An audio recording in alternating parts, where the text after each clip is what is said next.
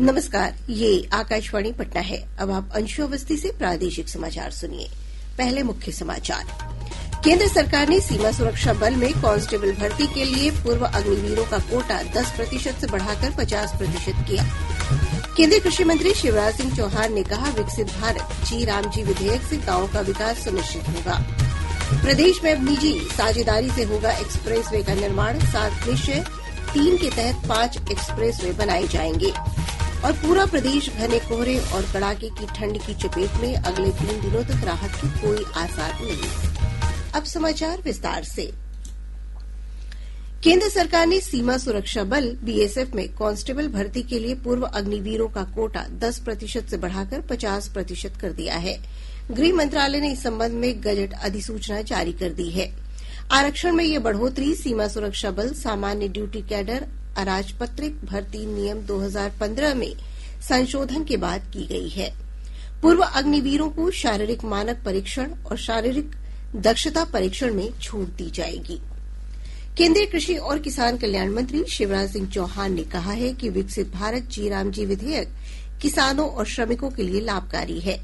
नई दिल्ली में एक कार्यक्रम को संबोधित करते हुए उन्होंने कहा कि इससे गांव का विकास होगा। जी राम जी इस बिल की काफी चर्चा हुई। उसके मूल में क्या है? किसान भाइयों, 2 चीज। एक, गरीब को काम मिलना चाहिए, इसमें कोई दो मत, मिलना ही चाहिए। और इस बिल में हमने प्रावधान किया 100 दिन नहीं 125 दिन रोजगार की गारंटी। पैसा भ्रष्टाचार की बलि चढ़ जाए, मनरेगा हो गई। इसमें प्रावधान किया कि मजदूरी भी देंगे, 100 दिन नहीं 125 दिन देंगे, लेकिन उससे गांव की तस्वीर भी बदल के मानेंगे। विकास के काम गांव में होंगे। आर्थिक मामलों की जानकार सुधांशु कुमार ने कहा है कि विकसित भारत जी रामजी विधेयक वर्ष 2047 तक विकसित भारत की संकल्पना को पूरी करने की दिशा में एक निर्णायक कदम साबित होगा। उन्होंने कहा कि ये विधेयक मनरेगा की कमियों को दूर करेगा। उन चीजों में रोजगार दिया जाए जो विकसित भारत 2047 के संकल्प से जुड़ी हुई चीजें हों। अब वह जुड़ी हुई चीजें कौन सी चीजें हो सकती हैं? वह विकसित पंचायत फ्रेमवर्क के आधार पर, जिसकी विस्तृत विवेचना होगी, राज्य सरकारों का भी उसमें योगदान होगा, तो उसके आधार पर वो चीजें तय होगी। ग्राम से ब्लॉक, ब्लॉक से जिला और जिला से राज्य स्तर पर और फिर केंद्र स्तर पर जो ऊपर से योजनाएं हैं। जैसे अगर आप देखें कि पर्यावरण संरक्षण की योजना है, तो उसके लिए स्थानीय स्तर पर अगर योजना बनाना संभव नहीं है तो एक डायरेक्शन ऊपर से नीचे की ओर आ सकता है। में यह एश्योर करने की कोशिश की जा रही है, अभी जो फ्रेमवर्क आई है, कि जो विजन 2047 है सरकार ने तय किया हुआ है, उसको खर्च करने के लिए कैसे कैसे इसका सदुपयोग किया जाए। सूक्ष्म लघु और मध्यम उद्यम मंत्री जीतन राम मांझी ने कहा है कि एमएसएमई क्षेत्र में बिहार की प्रगति काफी संतोषजनक है। श्री मांझी ने कहा कि केवल 9 राज्य ही ऐसे हैं जो बिहार से आगे हैं। उन्होंने कहा कि मौजूदा वित्तीय वर्ष में नवंबर महीने तक 4,79,000 से अधिक एमएसएमई इकाइयां लगाई गई हैं। केंद्र सरकार पटना में ठोस कचरा प्रबंधन के लिए 243 करोड़ रुपए देगी। 15वें वित्त आयोग की अनुशंसा पर चालू वित्तीय वर्ष के लिए ये राशि दी जाएगी। इस राशि से पटना में ठोस कचरा प्रबंधन व्यवस्था को और मजबूत बनाया जाएगा। प्रदेश में अब निजी साझेदारी से एक्सप्रेसवे का निर्माण होगा। 7 निश्चय 3 के तहत घोषित 5 एक्सप्रेसवे के निर्माण को लेकर पथ निर्माण विभाग की हुई उच्च स्तरीय बैठक में उत्तर प्रदेश की तर्ज पर एक्सप्रेसवे के निर्माण पर विचार विमर्श किया गया। इसके तहत राज्य सरकार की गारंटी पर वित्तीय संस्थानों से कर्ज लेकर निर्माण कार्य किया जाएगा। आपदा प्रबंधन मंत्री नारायण प्रसाद ने कहा है कि राज्य में नदियों से गाद हटाने का कार्य तेजी से किया जा रहा है। पश्चिम चंपारण के बैरिया में नदी तटबंध का निरीक्षण के बाद पत्रकारों से बातचीत करते हुए श्री प्रसाद ने कहा कि बारिश से पहले नदियों से गाद हटाने का कार्य पूरा कर नदियों की जलग्रहण क्षमता को बढ़ाया जाएगा। इससे बाढ़ प्रबंधन में काफी सहायता मिलेगी। उन्होंने इस कार्य में कोताही बरतने वाले लोगों के खिलाफ कार्रवाई की चेतावनी भी दी है।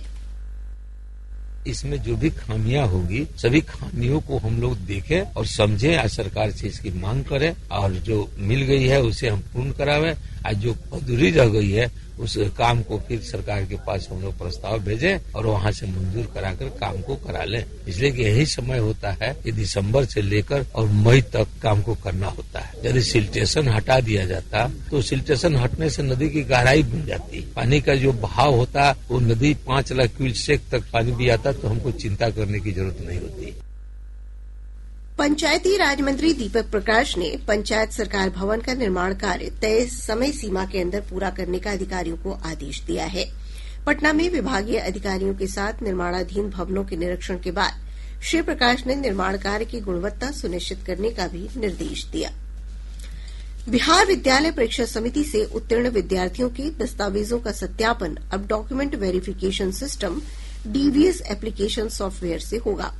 समिति के अध्यक्ष आनंद किशोर ने बताया कि बोर्ड से उत्तीर्ण विद्यार्थी डीवीएस सॉफ्टवेयर पर पंजीयन कराकर मैट्रिक, इंटर शिक्षक पात्रता परीक्षा, डीएलएड और सक्षमता परीक्षा जैसे संबंधित दस्तावेजों का सत्यापन करा सकते हैं।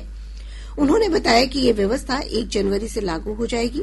श्री किशोर ने बताया कि बिहार बोर्ड ऑनलाइन दस्तावेज सत्यापन की व्यवस्था लागू करने वाला देश का पहला राज्य परीक्षा बोर्ड बन गया है। अब विभिन्न सरकारी, गैर सरकारी या निजी संस्थान बिहार बोर्ड से उत्तीर्ण विद्यार्थियों के प्रमाण पत्र का सत्यापन इस सॉफ्टवेयर के माध्यम से ऑनलाइन करा सकेंगे। इलेक्ट्रॉनिक्स और सूचना प्रौद्योगिकी मंत्रालय ने एक चेतावनी जारी कर बताया है कि घोस्ट पेयरिंग नाम के एक साइबर कैंपेन का इस्तेमाल व्हाट्सएप अकाउंट को हैक करने के लिए किया जा रहा है। मंत्रालय के अनुसार साइबर अपराधी बिना किसी सत्यापन के पेयरिंग कोड का इस्तेमाल करके व्हाट्सएप के डिवाइस लिंकिंग फीचर के जरिए अकाउंट को हैक कर रहे हैं। ये धोखाधड़ी आमतौर पर तब शुरू होती है जब आपको किसी जानकार नंबर से फोटो भेजा जाता है और इसे देखने की अपील का मैसेज आता है। इस मैसेज में एक लिंक होता है जो फेसबुक जैसे प्रीव्यू के साथ आता है और आगे फोन नंबर से जुड़ी एक वेरिफिकेशन प्रक्रिया की ओर ले जाता है। मंत्रालय ने बताया कि इस तरीके से साइबर अपराधी को बिना पासवर्ड या सिम स्वैप के लिए पीड़ित के व्हाट्सएप अकाउंट का पूरा एक्सेस मिल जाता है। मंत्रालय ने लोगों से संदिग्ध लिंक पर क्लिक नहीं करने के साथ साथ बाहरी साइटों पर कभी भी अपना फोन नंबर दर्ज नहीं करने की सलाह दी है। प्रादेशिक समाचार आप आकाशवाणी पटना से सुन रहे हैं। ताजा समाचारों के लिए आप हमारे एक्स हैंडल AIR_News_पटना पर जा सकते हैं। पूरा प्रदेश घने कोहरे और कड़ाके की ठंड की चपेट में है। पिछले 3 दिनों से धूप नहीं निकलने और अधिकतम तापमान में गिरावट आने से ठंड और कनकनी का एहसास बढ़ गया है। मौसम विभाग के अनुसार पिछले 24 घंटों के दौरान अधिकांश स्थानों पर अधिकतम तापमान में 4 से 10 डिग्री सेल्सियस तक की कमी दर्ज की गई है। इधर आज सुबह पश्चिम चंपारण, पूर्वी चंपारण, शिवहर, सिवान, कैमूर, रोहतास, औरंगाबाद और सारण समेत राज्य के उत्तर पश्चिम, दक्षिण पश्चिम और उत्तर मध्य भागों के अधिकतर हिस्सों में घना कोहरा छाया रहा। मौसम विज्ञान केंद्र पटना के वैज्ञानिक आनंद शंकर ने कहा कि 3 दिनों के बाद मौसम में सुधार होगा।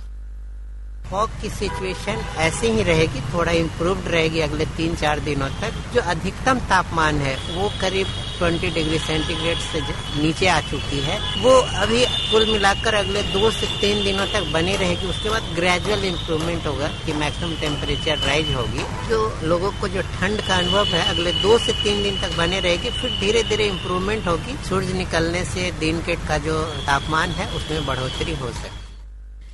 इधर घने कोहरे के कारण दृश्यता का स्तर कम होने से रेल, सड़क और हवाई यातायात प्रभावित हुआ है। कोहरे के कारण पटना, गया, दरभंगा और पूर्णिया हवाई अड्डे से कई विमानों के परिचालन में देरी हो रही है। लंबी दूरी की कई रेलगाड़ियों का परिचालन भी प्रभावित हुआ है। इस बीच ठंड और कोहरे की स्थिति को देखते हुए भोजपुर, कैमूर, शिवहर, दरभंगा, सारण और पूर्वी चंपारण जिलों में कक्षा 1 से 8 तक की कक्षाओं में अलग अलग तिथियों तक पठन पाठन स्थगित कर दिया गया है। एसीसी पुरुष अंडर 19 एशिया क्रिकेट कप के फाइनल मैच में आज भारत का मुकाबला पाकिस्तान से होगा। दुबई में ये मैच भारतीय समयानुसार सुबह 10:30 बजे से खेला जाएगा। आयुष महात्रे की कप्तानी में भारत 9वीं बार खिताब जीतने का लक्ष्य रखेगा। इससे पहले भारत ने ग्रुप स्टेज के मैच में पाकिस्तान को हराया था। सेमीफाइनल में भारत ने श्रीलंका को 8 विकेट से हराकर फाइनल में प्रवेश किया, जबकि पाकिस्तान ने मौजूदा चैंपियन बांग्लादेश को हराकर फाइनल में जगह बनाई है। नालंदा की राजगीर स्थित कन्वेंशन सेंटर में आज से 5 दिवसीय साहित्य उत्सव की शुरुआत हो रही है। 25 दिसंबर तक चलने वाले इस महोत्सव में भाषा, साहित्य और विरासत का अनूठा संगम देखने को मिलेगा। महोत्सव के दौरान पैनल चर्चा, पुस्तक विमोचन, योग सत्र और सांस्कृतिक प्रस्तुतियां होंगी। मधुबनी जिले के राजनगर में चोरों ने एसबीआई के एटीएम को काटकर 16 लाख रुपए चुरा लिए। पुलिस सीसीटीवी फुटेज के आधार पर अपराधियों की गिरफ्तारी के लिए छापेमारी कर रही है। पटना के मेहंदीगंज थाना क्षेत्र से पुलिस ने एक तस्कर को 3 किलो से अधिक गांजा और 1,58,000 रुपए नकद के साथ गिरफ्तार किया है। वहीं खुसरूपुर से एक ट्रक से 1,902 लीटर शराब बरामद की गई है। गोपालगंज के सिद्धपीठ थावे दुर्गा मंदिर में चोरी की घटना के मामले में 35 लोगों को हिरासत में लेकर पूछताछ की जा रही है। पुलिस अधीक्षक अवधेश दीक्षित ने बताया कि पुलिस की 12 टीमें अपराधियों की गिरफ्तारी के लिए बिहार सहित उत्तर प्रदेश के अलग अलग हिस्सों में छापेमारी कर रही है। कैमूर जिले के मोहनिया थाना क्षेत्र के दादर गांव के पास सड़क हादसे में भभुआ मुख्यालय के पुलिस उपाधीक्षक समेत 4 पुलिसकर्मी घायल हो गए। सभी पुलिसकर्मी एक 4 पहिया वाहन से पटना से भभुआ लौट रहे थे, तभी एक अनियंत्रित ट्रक ने उनकी गाड़ी में टक्कर मार दी।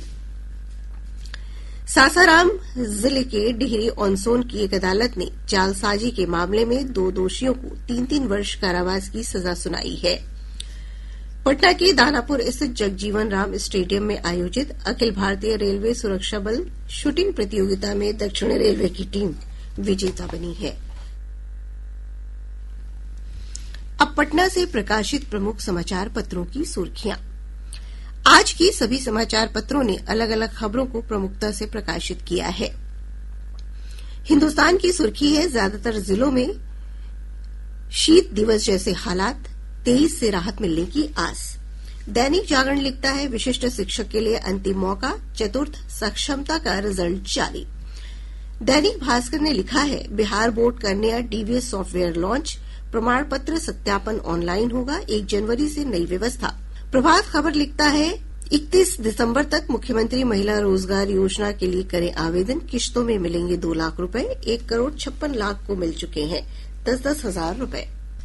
राष्ट्रीय सहारा ने प्रधानमंत्री नरेंद्र मोदी के बयान को प्रमुखता देते हुए लिखा है, पश्चिम बंगाल में टीएमसी के महाजंगल राज को करेंगे खत्म।